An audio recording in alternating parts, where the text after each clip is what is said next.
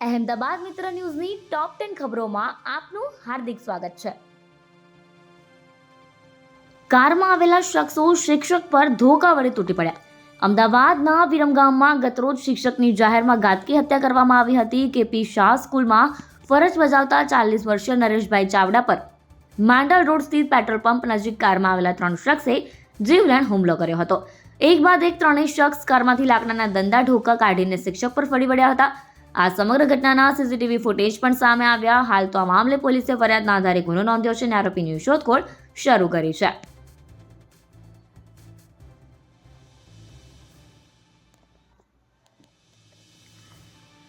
Ahmedabad Dubai માટે એમિરેટ્સનું નવું aircraft A350.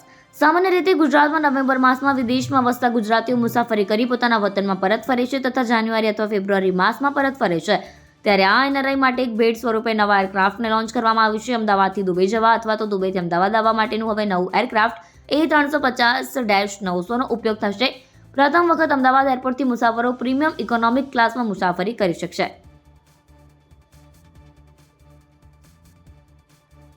દુષ્કર્મ કેસમાં જામીન બાદ 12 વર્ષે આસારામ. અમદાવાદમાં સગીરા પર દુષ્કર્મ કેસમાં આજીવન કેદની સજા ભોગવી રહેલા આસારામને તબીબી આધાર પર સુપ્રીમ કોર્ટે 31 માર્ચ સુધીના વચગાળાના શરતી જામીન આપ્યા છે. જોધપુર જેલમાં સજા કાપી રહેલા આસારામનો જામીન પર છુટકારો થયા બાદ અમદાવાદના મોટેરા આશ્રમમાં 12 વર્ષથી તેની એન્ટ્રી થઈ છે. જામીનમાં શરત છે કે આસારામ પોતાના અનુયાયીઓને નહીં મળી શકે. તેમ છતાં તેના સાધકોને જાણ થતાં તેઓ આશ્રમમાં પહોંચવા લાગ્યા છે. આશ્રમ પરિસ્થિતિ ન બગડે એ માટે પોલીસ પણ એલર્ટ બની છે અને રાઉન્ડ ધ ક્લોક પેટ્રોલિંગ શરૂ કર્યું છે.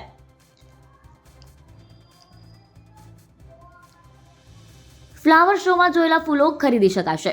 સાબરમતી રિવરફ્રન્ટ પર મ્યુનિસિપલ કોર્પોરેશન દ્વારા યોજાયેલા ફ્લાવર શોને જોવા માટે લાખોની સંખ્યામાં લોકો આવ્યા હતા. 26 જાન્યુઆરી સુધી ચાલેલા ફ્લાવર શોમાં દેશ વિદેશના અનેક ફૂલોની સજાવટ કરવામાં આવી હતી. ફ્લાવર શોમાં જે સિઝનલ રોપા જોવા મળ્યા હતા તે રોપા હવે લોકો ખરીદી શકશે. મ્યુનિસિપલ કોર્પોરેશનની 5 નર્સરી ખાતે અલગ અલગ જાતના હયાત સિઝનલ રોપાનું વેચાણ કરવામાં આવશે.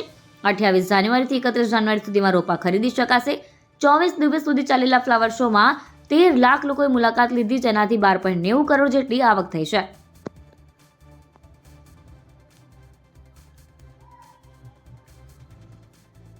કાર્તિક પટેલે અમદાવાદ ગ્રામ્ય મેજિસ્ટ્રેટ કોર્ટમાં રજૂ કરાયો.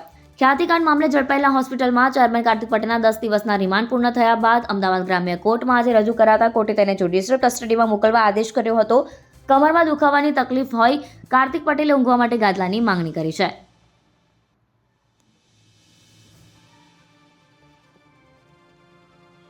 NAACની ટીમ આવતા યુનિવર્સિટીના રંગરૂપ બદલાયા. ગુજરાત યુનિવર્સિટીમાં 10 વર્ષ બાદ NACCની ટીમ ઇન્સ્પેક્શન માટે આવી છે.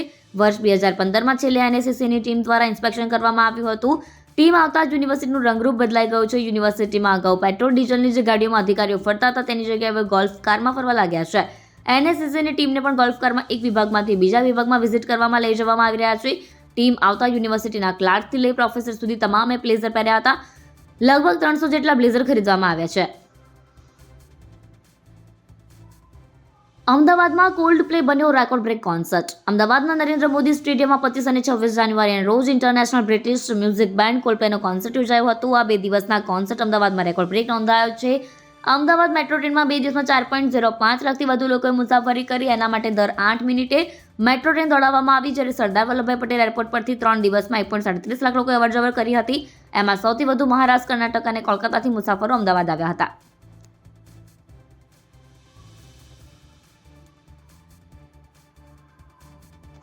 ખેડૂતો માટે માઠા સમાચાર. મહા મહિનામાં આવશે માવઠું.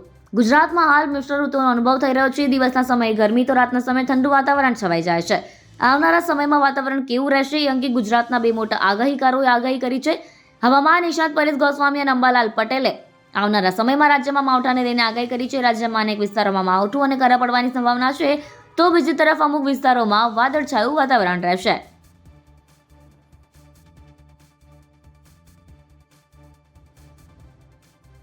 ભવિષ્ય જાણવા જતાં લાખો ગુમાવ્યા.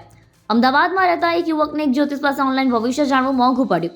જ્યોતિષે વાતમાં ફસાવી યુવક પાસેથી 4.30 લાખ રૂપિયા પડાવી લીધાની ફરિયાદ નોંધાઈ છે. પોલીસે આ મામલે ગુનો નોંધ્યો છે અને વધુ તપાસ હાથ ધરી છે.